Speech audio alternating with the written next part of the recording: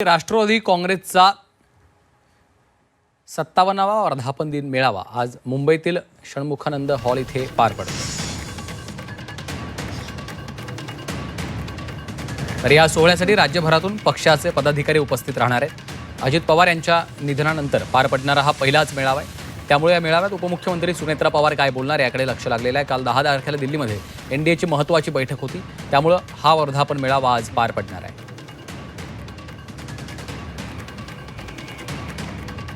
राष्ट्रवादी काँग्रेसचा आज मुंबईमध्ये हा वर्धापन दिन मेळावा पार पडतो आहे। त्यामुळे आजच्या या मेळाव्यात सुनेत्रा पवार काय बोलणार, कार्यकर्त्यांना काय मार्गदर्शन करणार याकडे सर्वांचं लक्ष लागलेलं आहे। अजित पवार यांच्या दुःखद निधनानंतर हा पहिलाच वर्धापन दिन मेळावा आहे, त्यामुळे या मेळाव्याकडे आता लक्ष लागलेलं आहे।